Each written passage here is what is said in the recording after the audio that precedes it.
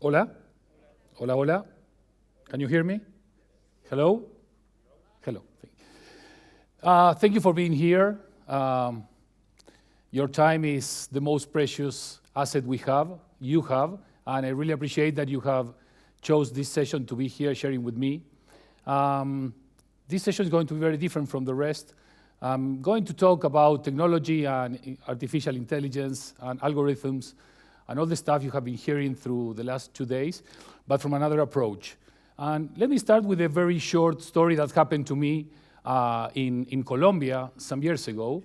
And just before going to the story, if you want to take a picture of the screen right here, so that we can stay in touch and maybe discuss or exchange ideas about this presentation in the near future, feel free to do it, and then feel free to contact me and let's talk about it. The future looks amazing. So back to the story. This is a story about small details. In this era of big data, I insist when we build brands that big data without small details become bad data. And we have lots of data, lots of information, but we are not putting that data into value, at least in most of the industries where we work around the world in the 5 continents. This is the moment I arrived into Bogota after a 10-hour flight. It's 2,600 meters above the sea level, 7-hour time zone gap. You feel very exhausted, but you are received in a very warm welcome, and they say to you, okay, this is a card of the hotel with the data of the hotel with your name. And you feel happy because someone thought about you before arriving there. But this was not the only thing that happened to me. When I went to the room, I saw this welcoming package saying, Andy Stalman, this is for you. You know, Argentinians, we have a very good relationship with our egos. So when you see something like this, you get the phone and you start taking pictures, and of course you need to share them with the world. But you need Wi-Fi because roaming is too expensive yet. So when you're looking for the Wi-Fi, you're looking for room 701, and when you're looking for room 701, instead of finding 701, you're finding Brando Font, that it's the name of one of your books. And you say, again, people were looking after me. People were taking attention of me. People were looking for details. At the same time, you freak out a little bit because you say, they know too much. And you start looking around for, hidden cameras. Maybe it's some kind of TV show, and they know everything. But you really get excited about this. And you say, wow, all these details are amazing because someone is caring about you and they're making you feel unique. Reality is that 1 year later, I returned to Bogota for another conference. It was almost a year later. It was 11 months and some weeks. And I was in this press conference waiting for the media to arrive. And I turned this sign to the media so they could see who I was. And on the reverse of this sign, I could read, welcome again. 348 days after your last visit, we are very happy to have you here again. Again, you start to freak out. They know everything, they know a lot. You want to drink some water because your throat starts to get too dry. And when you get the water, it says, hello again, Andy Stalman, welcome. I am always asking myself, what was the real cost of doing this? And what was the benefit? I can tell. Can artificial intelligence understand how we feel? What things or what buttons to press to connect with us and make us feel special? Or are they still too prepared for big things, big impacts, but not the little details that create the big differences? When I left the hotel, I was thinking to myself that everyone, not everyone, but the big majority is always telling me that, oh, this is a great idea, but it cannot be done. This is a fabulous idea, but it cannot be done. Oh, I love your recommendation, but it cannot be done. And while all these people is telling me something cannot be done, there is another brand or another company or another person that is doing it or has done it.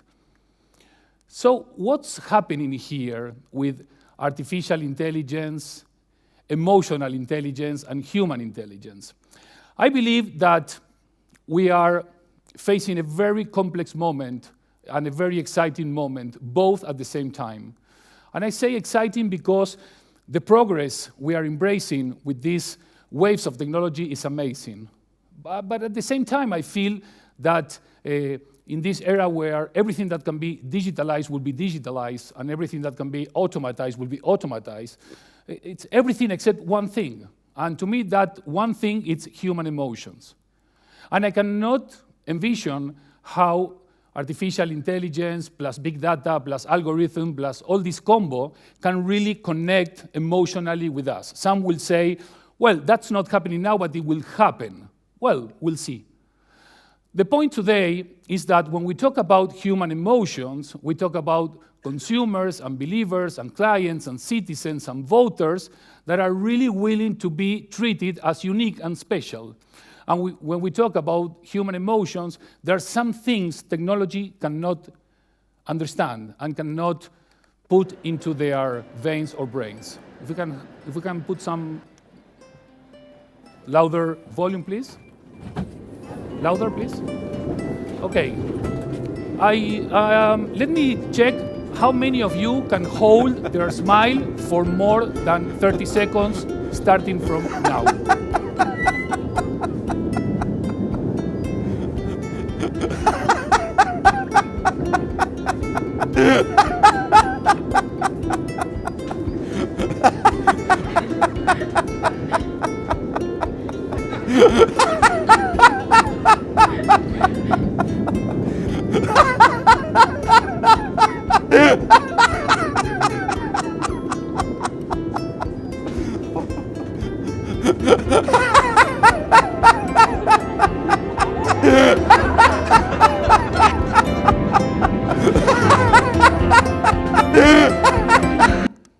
Anyone didn't laugh?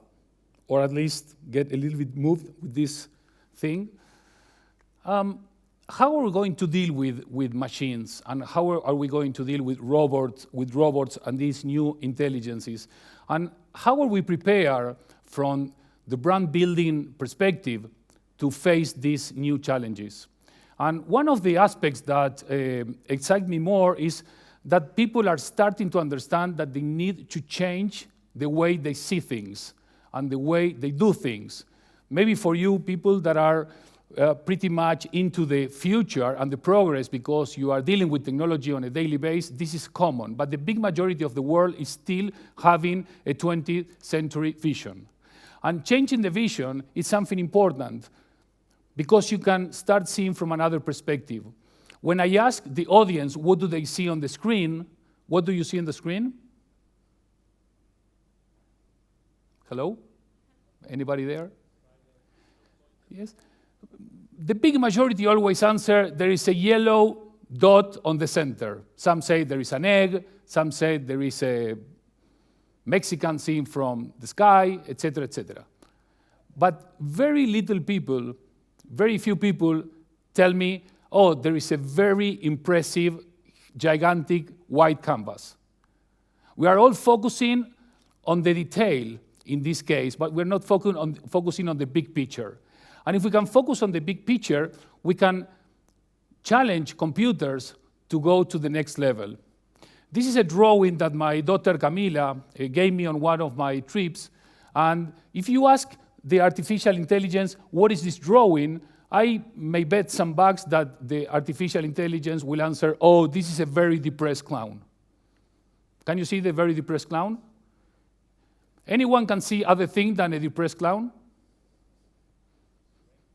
Camila told me that this is a rainbow, and these are planets, and that's the sun, and those are stars, because she wanted me to have her with me when I am on the planes. How are we challenging the technology? By being human beings with a conscious and with a reality where we can cheat, we can lie, and we can get confusion into the machines as well. How can we put the machines and the algorithms to be part of the creation of a real human connection? How can understand us if we as human beings cannot understand ourselves yet? If we human beings are still a very huge contradiction? And is it the same an artificial intelligence created, designed, and built in Saudi Arabia than in Silicon Valley? or in Buenos Aires, or in Iran? Yes? No? Is it the same? Of course it's not the same. And when we talk with brands and with companies, we say again, please, touch the skin, touch the soul, touch the heart of people. We are always talking about technology and progress and innovation and machines and robots, and people are crying for emotions. They are asking us to give them emotions, to help them feel again, to get rid of this anesthesia this digital age has brought to all of us. Because people want to get back to love. Likes are not enough for fulfilling this existential vacuum. They want love because they want trust, they want honesty, they want long-lasting relations, and it's very different, huge difference from knowing a brand and to loving a brand. Because if you know a brand, that can create a behavior, but if you love a brand, that can generate a commitment. So it's very different, one thing from the other. How can we use technology to help us establish better love relationship with customers or citizens or believers on our brands? Some people are not following brands. They are becoming part of the brands. They are becoming part of this kind of postmodern tribe where we share values or we share ideas or we share a purpose. We share something more than just a commercial exchange. We share a relationship. It's very interesting what is happening with brands right now, but especially what is happening with users and consumers right now. There's a light, a certain kind of light that never shone on me. I want my life to be what God does it do. If I ain't got you, ain't got you, baby, you don't know what it's like. Baby, you don't know what it's like to love somebody the way I love you.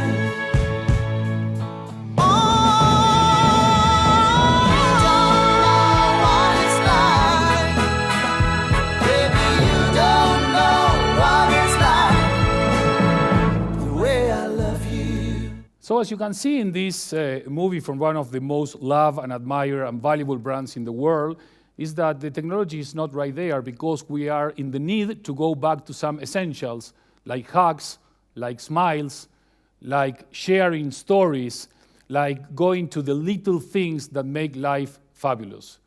And this is something that the first one to pick these kind of things are the most successful brands in this new age. And when I talk about emotions, this is not opinion, this is facts. If you see the most used Instagram emojis in the last couple of years, you will see that in the first place you have this red heart that represents what? Love.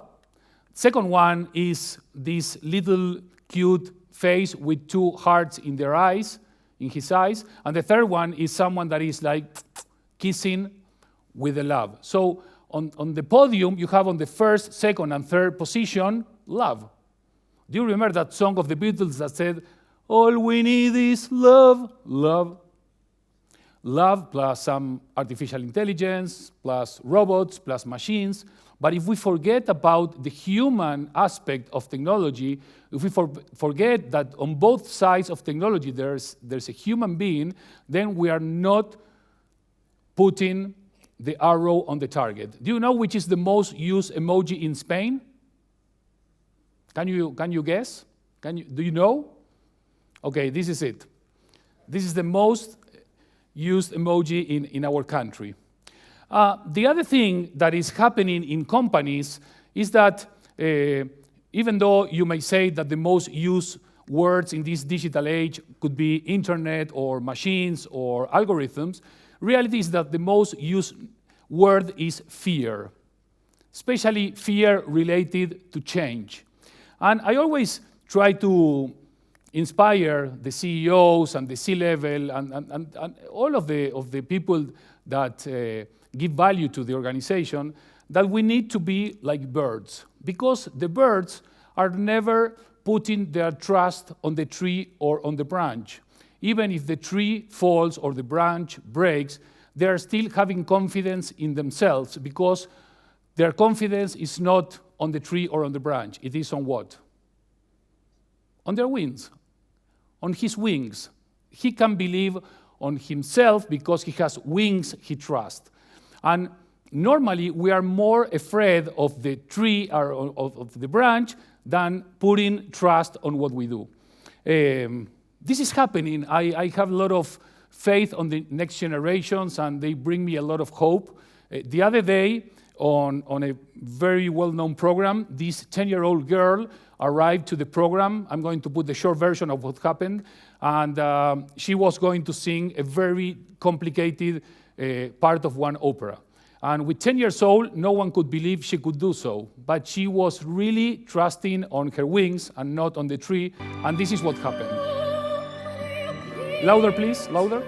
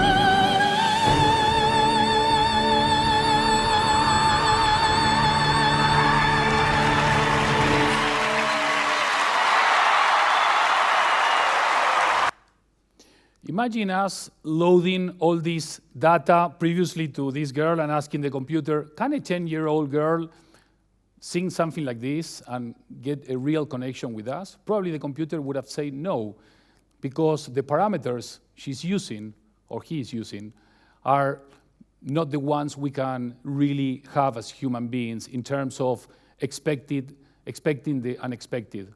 This is something that is happening with the pilots. The last 737-800 MAX crashes, the last two crashes, the investigations are saying that there was a real clash on the cockpit between the artificial intelligence and the pilot, and we know that the artificial intelligence won the battle, and there were two crashes with hundreds of deaths. I'm not saying this is demon. On the contrary, I love progress and I love technology. What I'm saying is that maybe we need to understand that we cannot rely all what we're going to be in the future on technology, especially if eventually what will happen if the algorithm fails or it got mistaken. This is a conversation I had with President Obama in Colombia a couple of months ago in front of 7,000 people. And 99% of the conversation that was about innovation and leadership and the role of women and entrepreneurship and creativity was all about the importance of education, as you were mentioning before in the previous conference, and how we can impact through education to the generations that are coming after us, but especially the generations like us that we are not assisting to education in the last years because our generations were told that with a title in the university was enough. And now we will need to learn until the day we die. And the important thing of the conversation also was that he was saying that diversity matters. And diversity matters more than ever on these times. So is technology part of the diversity on a table, on a board, on a meeting room, on the C-level of a company? Is a C-level part of the technology and vice versa? Or shall we keep the leadership on the human side? When we think about this near future, we have these voices that are saying that it's the apocalypse that is coming, the other voices that are saying that the future cannot be brighter, and this is part of the human contradiction. We are never aligned on the same vision, except on some very specific topics.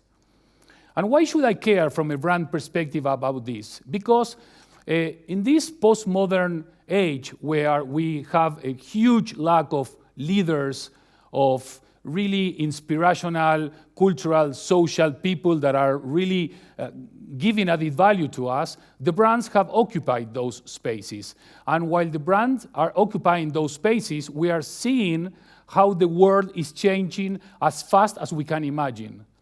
The only thing that is going faster than technology is our expectations on technology. But it's hard for us to catch up. Even it's hard for big companies to catch up. Amazing things are happening while I'm talking.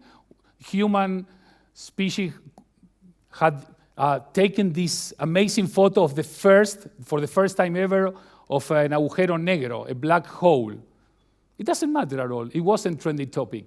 It's not as exciting as someone reuniting the friends after so many years. This is not a critic. This is just an exposure of what we are and what we're doing. 2 weeks ago, FedEx, wing of Alphabet, and Walgreens delivered the first package that was bought online and delivered through air, with aspirins and some other stuff for a couple of ancient people in Virginia, where the FAA approved the delivery of packages through drones. Every day, and every day more and more and more, I'm listening about the chatbots and the importance of the exchange and the conversation with chatbots, and we know that chatbots need to express and represent the personality of the brand, and this is not really happening, but there is a big opportunity of humanizing brands by using properly the technology. We know that in Tokyo 2020, in the Olympic Games, the most important taxi company is going to have a full fleet of self-drive cars. And we also know that next year in Dubai, a big part of the police group is going to be robocops, literally 100% automated robocops. And in South Korea, on 2020, it is said that every single house in South Korea is going to have a robot assistant for helping you in your home issues. Amazing, isn't it? Hello? Is it?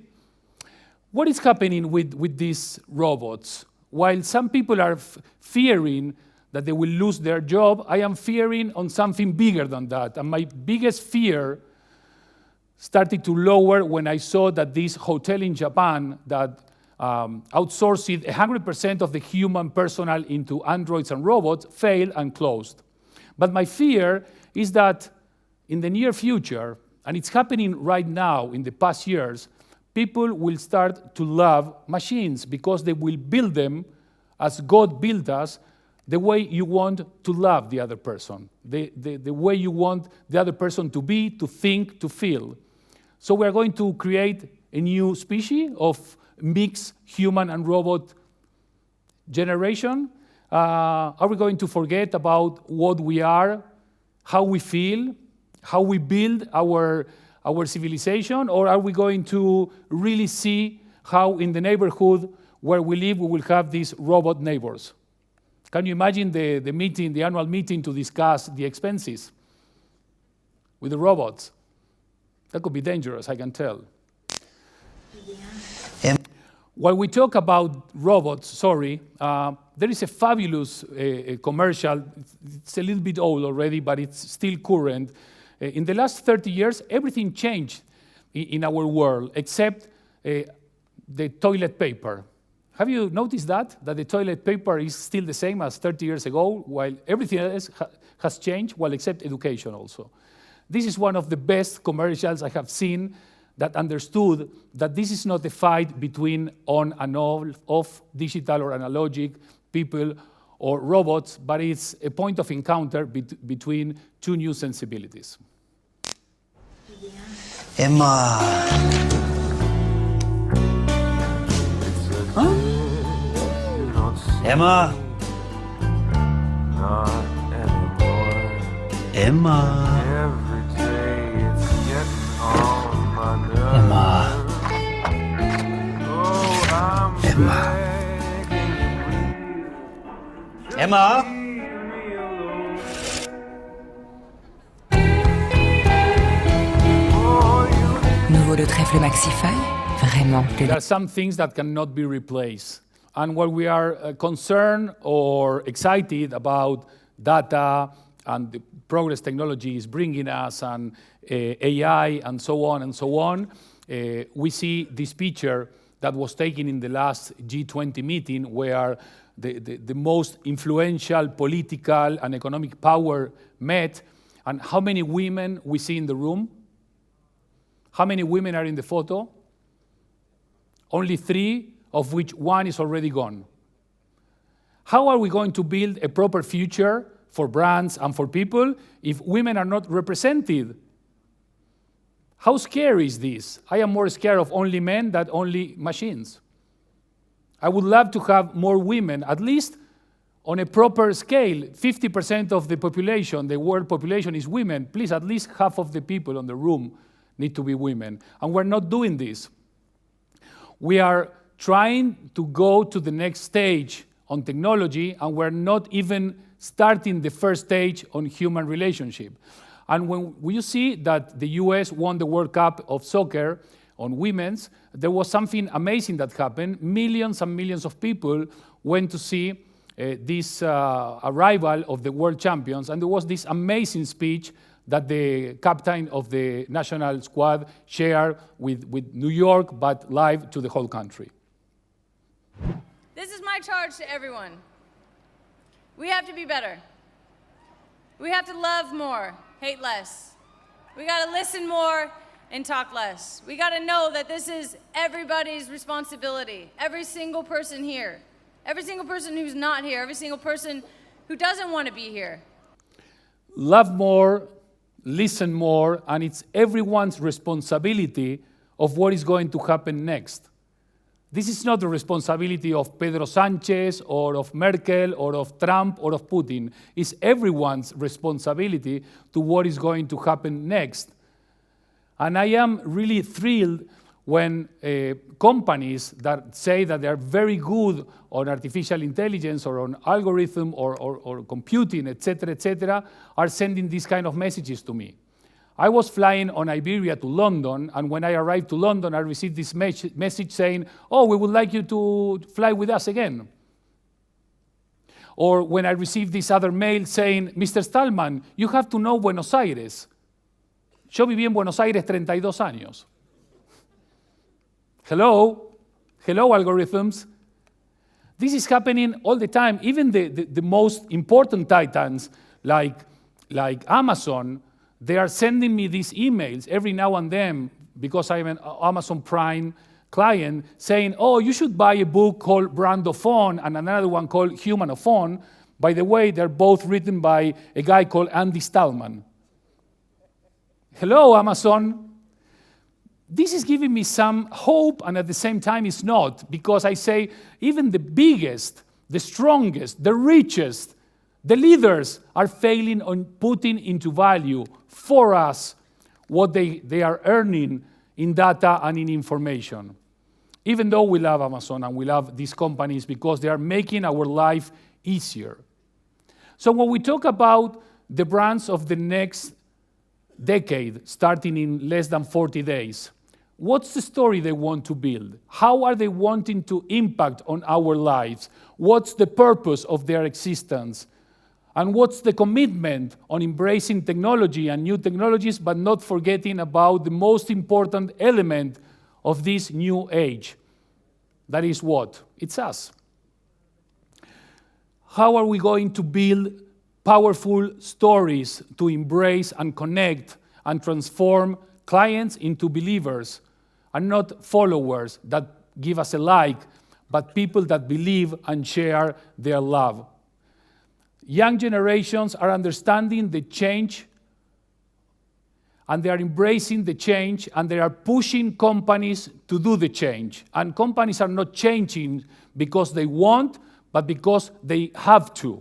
They have the obligation, because if not, they are going to disappear. And having a purpose and sharing why they are here and why do they exist is critical for their future existence. For companies and for brands, it's not enough to try to be important. What we are demanding them is to do things that matter, to be important in terms of their contribution to the society and to the future of the human being, with small details that matter a lot. You can reduce the stress on cancer procedures and cancer treatment down to 40% if the small children see that the superheroes are around. And the lowering curve of stress is also affecting positive to their parents and relatives. It's not about going to the big impact. It's not rocket science. We don't need to go to Mars tomorrow. We need to understand that we can change. For many years, I worked as a marketing director for Lacoste, and this crocodile here was untouchable. But with times, they learned that they needed to change and evolve, and they needed to embrace something more than just commercial transaction, than just selling products. They needed to embrace the concerns and the interest and the values of society. So they created this limited edition of Save Our Species, and they created these 10 different species that are on danger of being disappearing on their Lacoste shirts. Something that looked impossible many years ago became possible. So let me do this with you. Can you please stand up for some minutes? Yes, come on, everybody, stand up. Se ponen de pie, please. Thank you. If someone is sleeping, pum, codazo, arriba. Thank you. Okay, I'm going to ask 2 questions, and I need you to think the answer. And when I tell you the answer, if you didn't got it right, you need to sit down. Those that got the answer right, you need to stay standing up. How many brands could disappear and we would not miss them? Okay? 2 out of 10, 9 out of 10, 7 out of 10, or 4 out of 10. Please think on the answer. You got the answer? Yes? Okay. How many of you thought that 7 out of 10 could disappear and we would not care? Raise your hands. Okay, thank you so much. Please sit down. Okay? Now, how many thought of 2 out of 10?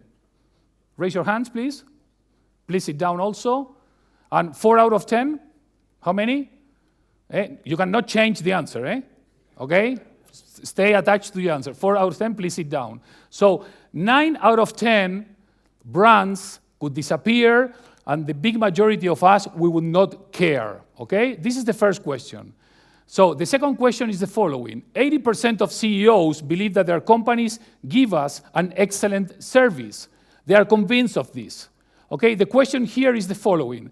How many of us, customers or clients, believe that we receive an excellent customer service? Is it 75%, 56%, 39%, or 8%, okay? You got the answer? Okay, how many think that 39% of customers, we think that we receive an excellent treat or service? Raise your hands, please. Please sit down. 75%? Raise your hands. Please sit down. 56%? Please sit down. So 80% of CEOs believe they give an excellent service, but only 8% of clients believe the same. What do we call this? Who's not understanding something? Us or the CEOs? The CEOs? Okay, a big applause for the winners. You can sit down, then the organization will give you some prizes, I think. Beer. When we talk about digital transformation, and we talk about using technology to improve the customer or the client experience, I was amazed with McDonald's. I went with Max, my younger son over here. He's 11 years old, and his favorite meal on McDonald's is the Happy Meal. But look, there was some genius that put the Happy Meal away from the kid's finger. When are we going to sit down, the engineers, the coders, the scientists, with the other part of the company that know more about people, and all together find the best results, the best solutions for customers, because they don't care who did this. They just get angry. And you know what happened with the guy of 11 years old when he's hungry? Hungry. He goes where? To the competition. And he goes to Burger King. And you don't want that. What happened with the algorithm? What happened with the technology? What will happen if we don't use it wisely?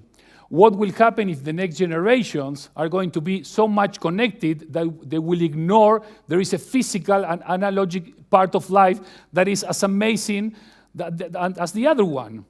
What is happening with us consuming data and generating data everywhere? And what is going to happen with more than 3 billion people that have never, ever use or know what internet is, not to mention smartphones, applications, social media, etc., etc., etc. This is more or less 40% or a little bit more of the total populations. I think that we don't need to talk anymore about generations, Generation Y, Generation Alpha, Generation X, Generation Baby Boomer, Generation whatever. There's only one generation right now. It's Generation Netflix. You want to consume what you want, when you want it, the way you want it.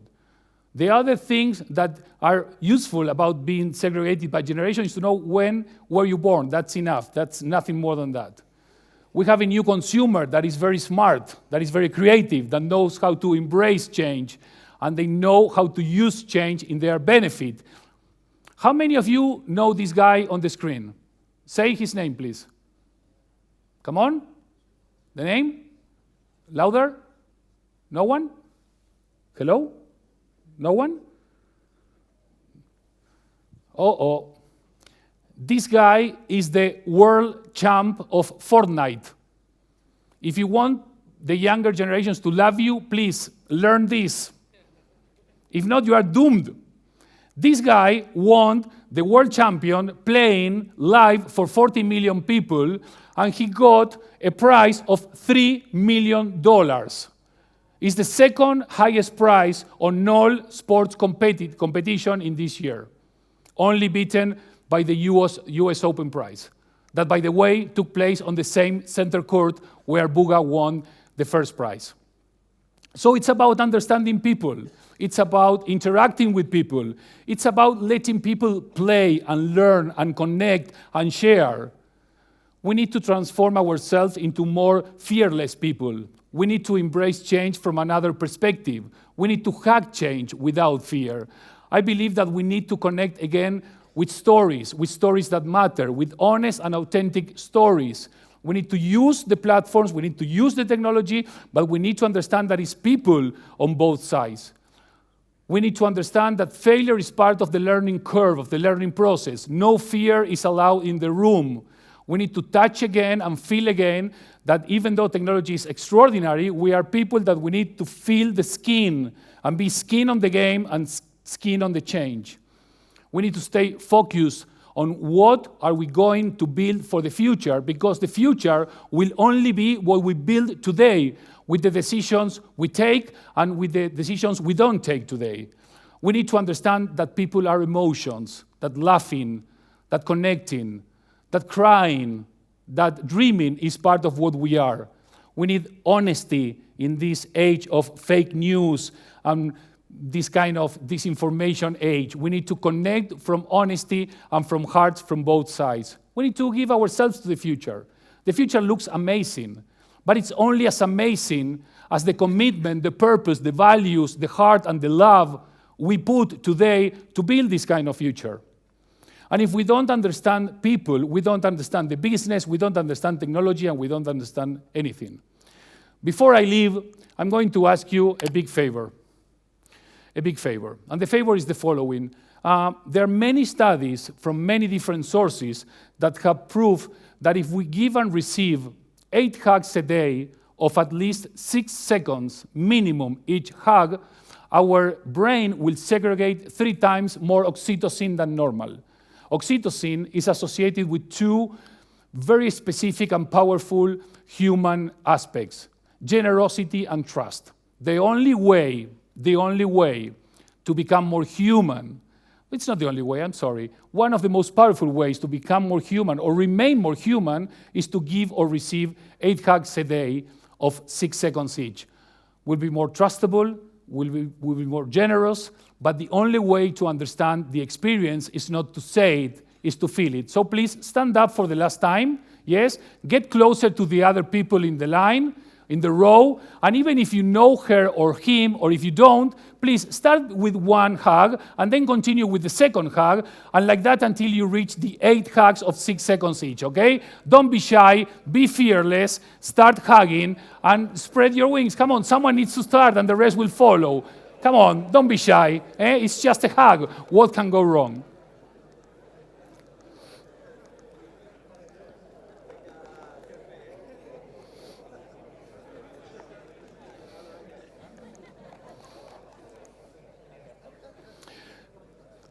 Well, thank you very much. I believe there is a fabulous future for brands, but only if we understand that after the digital revolution, we will have the emotions revolution, the only aspect that cannot be digitalized or automatized. It's all about love, it's all about people, and the future will be brighter if we understand all this. Thank you very much, and have a wonderful afternoon.